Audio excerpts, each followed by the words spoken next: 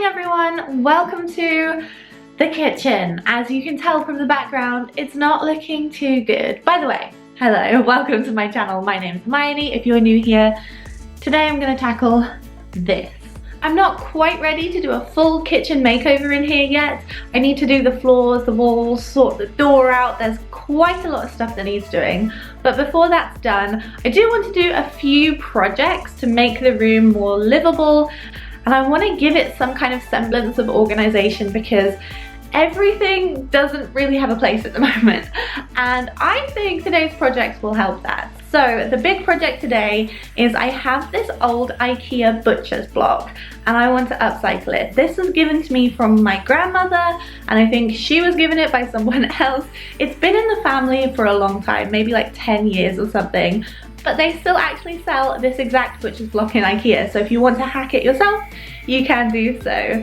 Before I jump into today's projects, I want to let you guys know that this video is very kindly being sponsored by Lalalab. Now Lalalab is a really fun way to print your memories. I'm going to share a bit about that with you in a second. I just want to let you guys know that I'm actually going to use these pieces in one of the projects today and share with you how I kind of spiced up my home a little bit with some memories, because that's one of the things that we haven't done so much in the house yet. We haven't been able to print any family pictures, any memories, any things like that, because we've been so focused on painting and sanding the floors that we actually haven't had time to think about the details. So that's where Lalalab come in. You can order prints online from Lalalab. They actually have a mobile app if you want to do it straight from your phone. And I've printed phone pictures and they've come out really nice quality.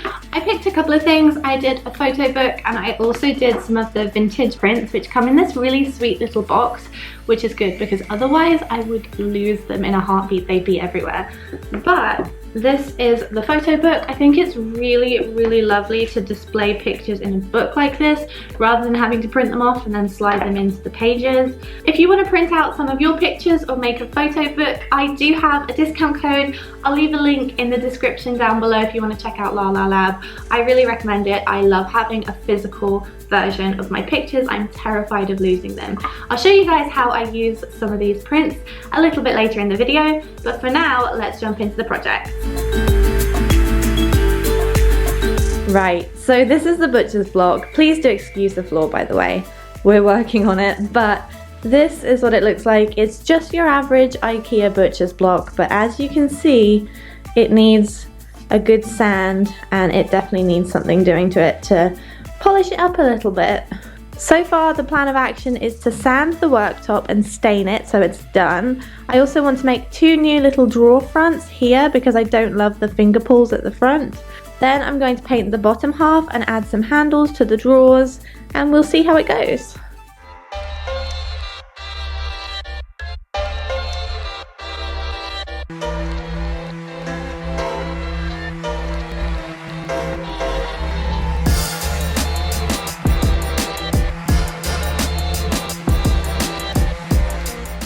This is the before and after.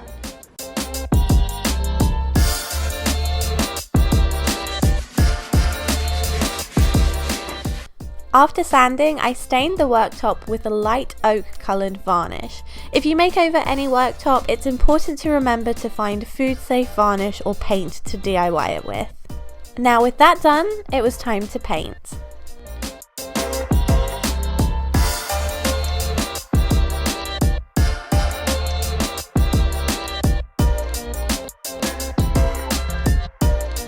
The next day. This is what the butcher's block is looking like after a day of work on it. So I've stained the top twice and I've also painted the bottom half twice with the chalk paint. I might go in and give it a couple of little touch-ups if it needs it. I love chalk paint so much because you don't have to sand before you put the paint on. So I'm really pleased with that, but I did use a very light grit sandpaper in between the coats to get rid of the brush marks. I also want to show you guys just how different it looks with 2 coats of stain compared to the original finish. I'm impressed. To cover the drawers, I stenciled them onto a piece of 12mm thick plywood. I added an extra centimetre or so to the length so that the drawers could meet in the middle. I then cut them to size and sanded the edges. To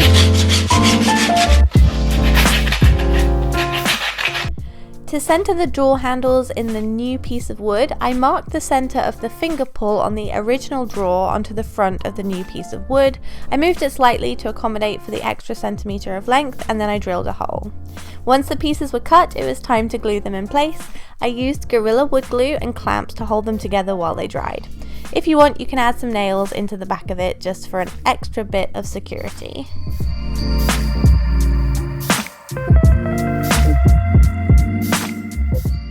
Once dry, I painted them in 2 coats of the same chalk paint that I painted the base of the unit in. I picked up these 2 handles ages ago from a local home furniture boutique kind of store, and they were on sale for £1.75 each, so I got 2 of those and they look really nice on this thing. I've just found this little kit that I picked up from Poundland ages ago. It's like a clothes rail kit and you hang it on the wall. So it comes with a pre-stained wooden dowel and all the fixings you need. So I think I might attach that to the side of the butcher's block so I can hang a tea towel. With the towel rail in place, it was time to style the unit.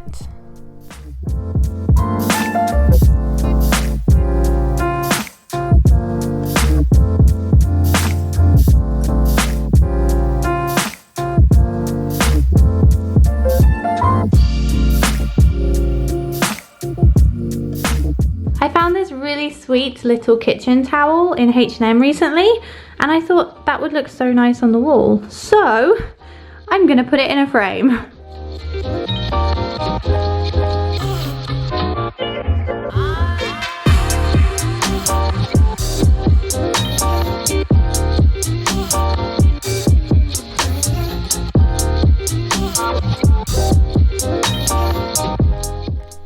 This project is quite a small one compared to the butcher's block, but I feel like it made a huge impact in the space and I'm really pleased with the way it turned out.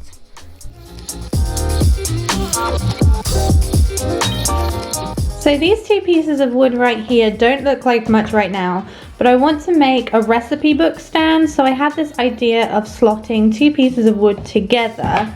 Bear with me, it will make sense. So I need to trim the excess off these 2 pieces, but this one will be 10 centimeters by 34, and this one is going to be 25 centimeters by 34.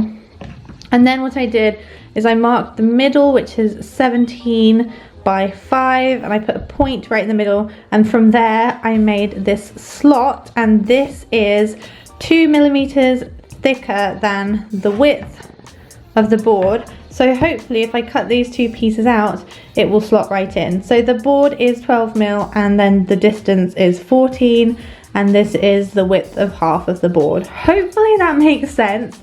I'm just gonna go through it. I'll show you what I mean, and let's see if it works. This is how the 2 pieces turned out. So basically they slot together like this.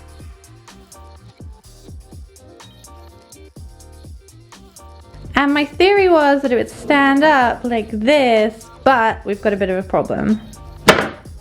It's really top heavy, so I've done something to fix it.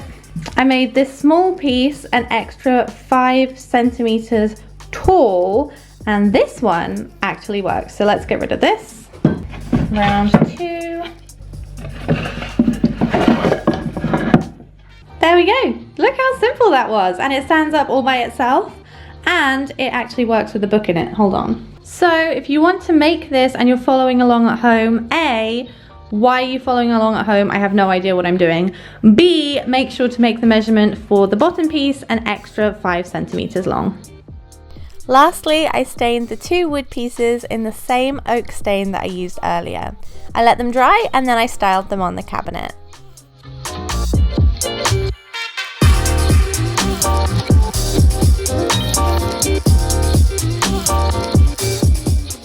And finally, this last little project is just a really easy and simple way to display photos on a fridge or a magnet board. I wanted to style up my Lalalab prints on the fridge, so instead of using a magnet to hold them in place, I thought it would add a nice touch if I used these mini gold paper clips. So I used a hot glue gun to attach them to the magnets, and once they were dry, I added them to the fridge. Ben's back from work and I want to show him what I did on the fridge. Take a look. What do you think? That's cute. Yeah? Prague is Paris. That's Myrtle Beach. That's good. Do you like it? Thumbs up or thumbs down? Okay.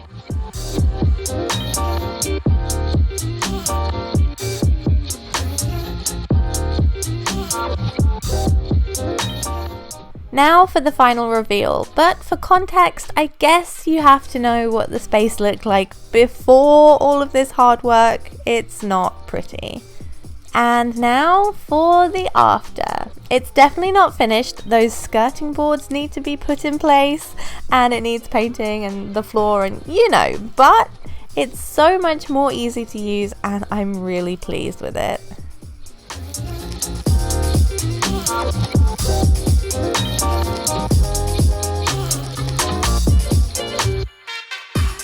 So that's it, that's everything I have to share with you guys in today's video. I really hope you enjoyed it and I hope you like seeing me kind of do a mini makeover in this space. Please leave me some motivation in the comments down below to just get the floors and the skirting boards and everything in this room sorted so that I can show you a full kitchen makeover. I need a little bit of inspiration, so that would be really helpful. Anyway, thank you guys so much for watching. I hope you have a great week and I'll see you next time. Bye!